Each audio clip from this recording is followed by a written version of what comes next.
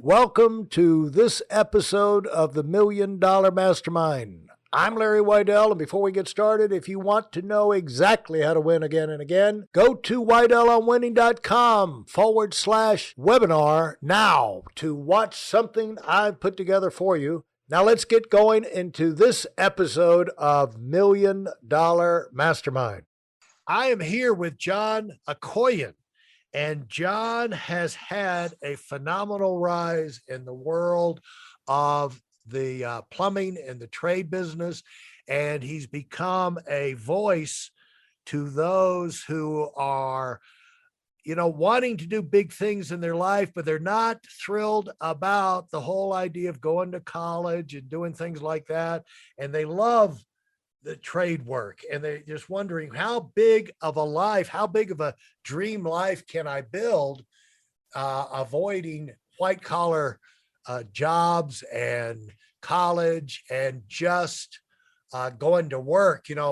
How big is the ceiling there? And John has shown that the sky is the limit because he's a CEO founder of Rooter Hero Plumbing, got 10 locations in California and Arizona.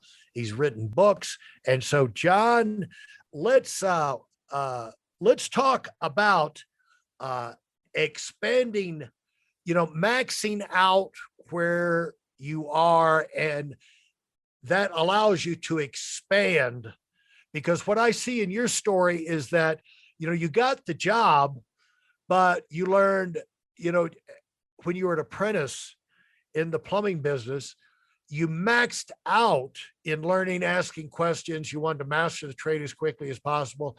You also started listening to audiobooks so you could have the self-improvement going in all areas. You were equipping yourself to max out.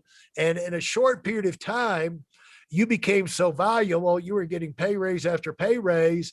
And in 2 years, it was like no place to go unless we expand.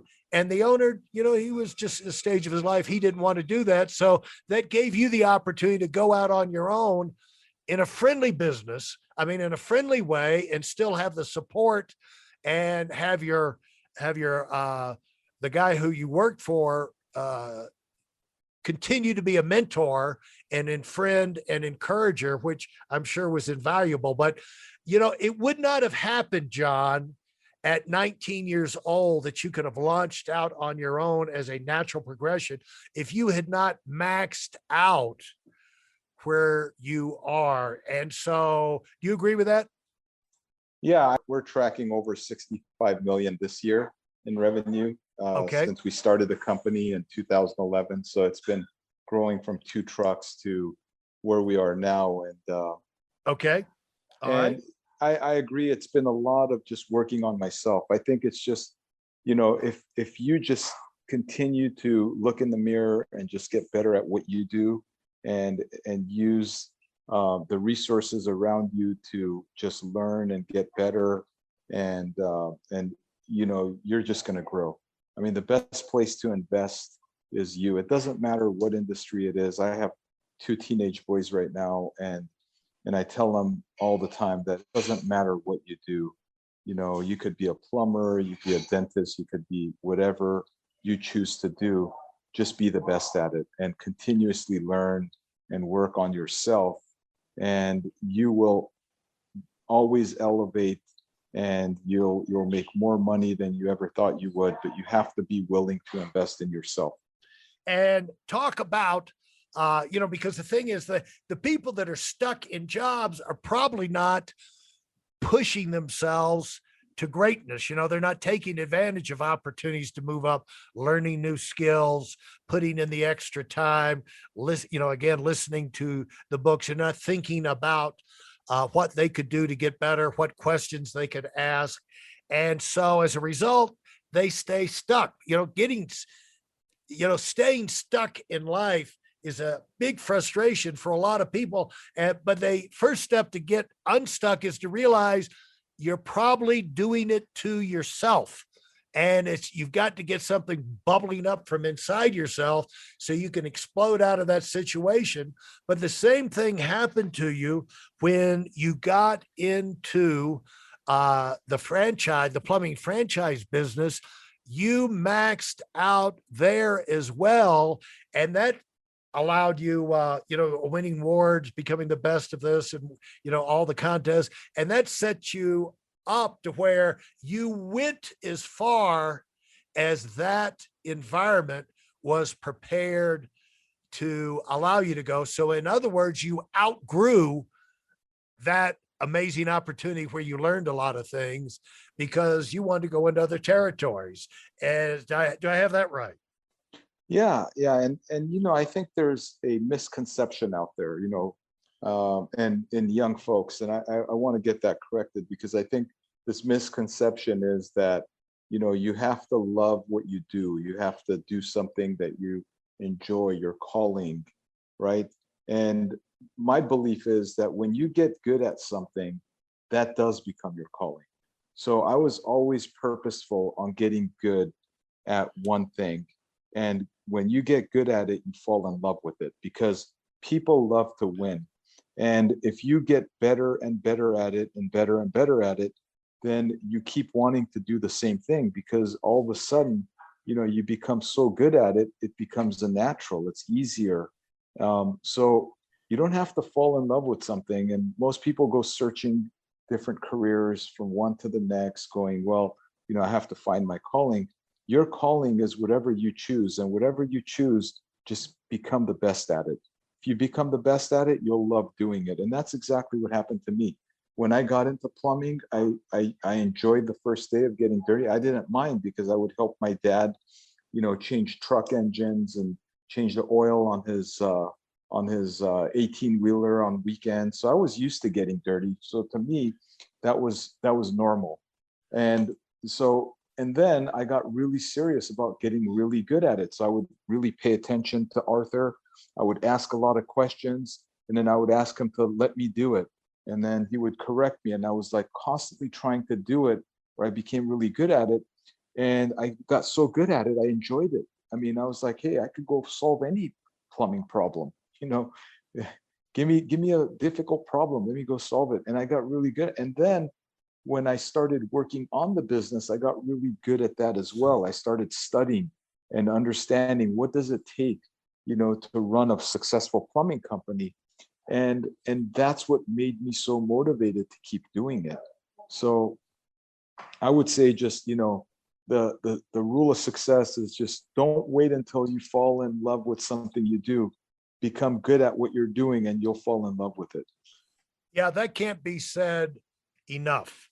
And as you uh, were on that track, you you're listening, you're improving. Do you remember, uh, like right now today? Do you find yourself this many years later using uh, any of the key? It's like if you you read a book or you listen to an audiobook, if you get one key main thing out of each one, it's incredible. It was worth it. And so, most of the great books can be encapsulated into one thought. And uh, do you find yourself using these concepts, repeating these phrases uh, as you go, things and concepts that you learned early on that were really fundamental and formative in you being able to maximize your time and to, be productive? Yeah, yeah. So I do go back to certain books and reread them. There's certain books that have principles in there that I want to live my life by. And I think, your eyes and ears are the gateway to your soul. I heard that from somebody one day, and I really believe in that. So I try to put through my ears and my eyes positive information at all times. So what I'll do is there's certain books that I really enjoy reading. Whenever I have time, I'll pick the books up and I'll read it. And I've actually purposefully, spend a certain amount of time every day reading And I've made a rule to myself that when I'm driving, that I'm going to listen to not music, but I'm going to listen to audiobooks. And there are certain audiobooks I listen to as well.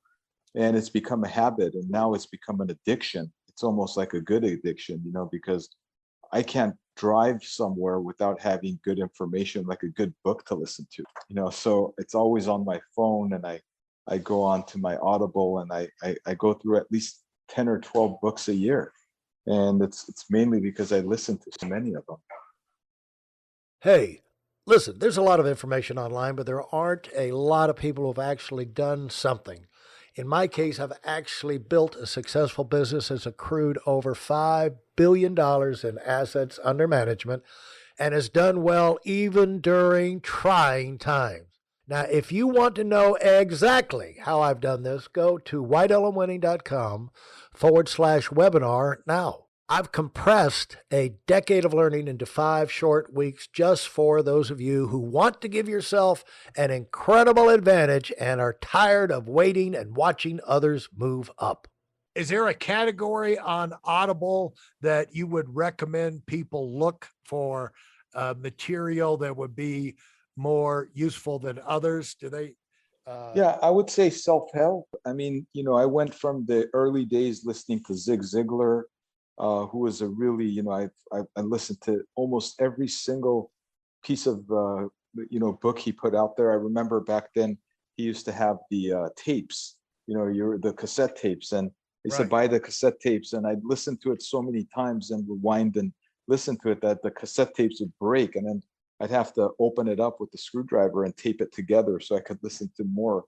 And then I think self-help is mainly what I enjoy listening to, and now I'm listening to autobiographies of successful people and Absolute, learning from that. absolutely. Yeah. Autobiographies, biographies, absolutely invaluable. But why do you think, John, you listened to these tapes over and over again? Was it that the concepts you were getting, but you weren't getting, or why would you listen to it over and over that many times? Explain that to me. Well, because sometimes I would miss information, but most times it's not the amount of information that you're looking for. It's the timing of the information.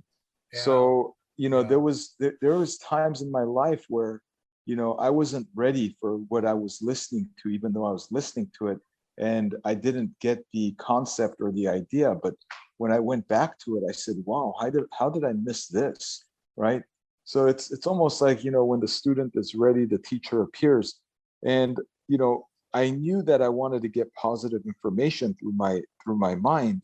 Like, for example, like I listen to Napoleon Hill's Think and Grow Rich all the time. And at least once a year I go back to this book and I listen to it, because there's just so much information in that book. There's no way in one lifetime you can actually apply, in one listening you could apply everything. By listening to it, you get used to it and you start understanding and doing the concepts a little at a time, and you become better and better at it. So I go back to certain books, like Think and Grow Rich, How to Win Friends and Influence People, because we are in the people business, and I use that a lot, and I learned a lot from that. I listen to those like at least every couple years. I listen to that one, and then there's certain autobiographies of people that have been heroes of mine that I listen to. Like Kirk Kerkorian is a big hero of mine, and I listened to his book, The Gambler, so many times. And his life was just a very interesting life, about how he invested in MGM and the casinos in Las Vegas and all of that stuff. And I've learned a lot from him just by listening to his stories. Absolutely. And how did you get going on? I've heard uh, people come back to this idea. How did you get around to the idea of setting aside a certain amount of time every day to read? So when I drive, I mainly listen to audiobooks. So when I drive, I listen to audiobooks, and I just go through different ones. However, in the mornings, what I did is I read this book called Miracle Mornings, and it talks about how your mornings are so important. And I've always been an early waker. So I set out like certain things that I want to do in the mornings. And one of them, was, taking 10 minutes to read some good content. So I would just take a moment, 10 minutes, 15 minutes, and I would read. And I've made it a concept to read at nights as well. Me and my two teenage boys, we go through a lot of books, by reading it as well. And we've been through so many books together. So when I get home from work, I mean, we don't do it every night, but at least 3 or 4 nights a week, we'll sit down and read together for 15 or 20 minutes. And it's all self-help books. And it's something that I want to pass on to them because it's made such a big difference in my life. If there's something I could give them a gift, I want to give them the gift of, reading good books and pulling out good content, good information, and applying it in their lives. So I just have to be purposeful. I add those into my goals and my daily procedures and routines and make it a habit.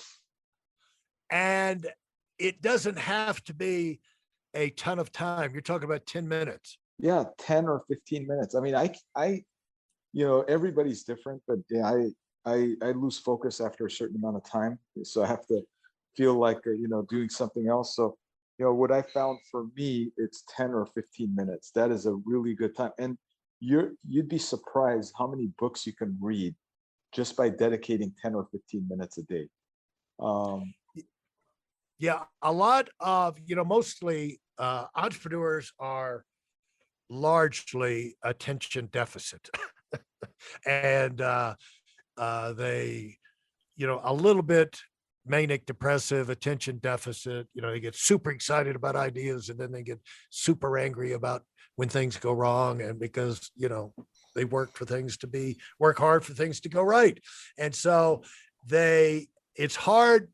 A lot of times you hear from the entrepreneurial people is, I just don't have the attention span to read books, but you've solved the problem. You just allocate a short spurt of time and you don't ask yourself to sit down and read for hours like it's a novel. You don't over ask yourself, but it is a self-discipline. And what have you learned about making these disciplines and these routines? How do you sell yourself on allocating that kind of time out of you? Because I'm sure you're overwhelmed with things to do. People are calling all the time, ideas in your head, things that didn't get done yesterday, on and on and on. And how do you work it out in your mind that no, this is worth it? I'm going to allocate this time every day, regular basis. Okay, so it's kind of weird how I do it, but I've become obsessive at my journal and checking off things. So what I did is I made it a goal, to create that habit by doing it certain amount of days, and then I would go check off. I created this habit tracker in my journal, and I would go in there and check off every time I would do it. So every time I would do my gratitude journal, I check it off. Every time I would read in the mornings, I check it off. Every time I would do my daily exercise, I check it off. And that habit of wanting to go to my journal and check it off, would make me want to not finish the day until I check off this thing, right? Because to me, it was like, hey, that's my reward. And I still get this little adrenaline rush every time I check things off. So when I make a to-do list, I want to go in there and tackle it and check off all these things to go, hey, I've been so productive today. And that's how I did it. I just created this habit of going in and writing it in my journal. And then I would set it up in my calendar on my phone. And then I would have alerts hit, so it would automatically just barge in and I'd get an alert. I set up my phone at 5 a.m. on my alarm clock. So every morning at 5 a.m., the alarm clock hits and I roll out of bed. And, what do you do at 5 a.m.? There's not much to do at 5 o'clock in the morning, except, make yourself some coffee and go start checking off things, right? So then I would just make myself coffee. I'd go into my home office and I'd start checking off things, one is reading, the other one is praying. I read the Bible as well, so that's one of my daily routines. And I go in there, and I also I exercise every morning, so it's all built into my calendar and my daily routine. Absolutely great insight. Thanks so much, John. If you enjoyed what you've heard and are dead serious about finding out for yourself exactly how this works in the real world, I've taken the most valuable business lessons I've learned over 40 years and put them into something for you to watch. Go to whiteelemwinning.com/webinar now in order to move up as fast as possible. I'm Larry Weidel, and I run the $1 Million Mastermind. Go, go, go.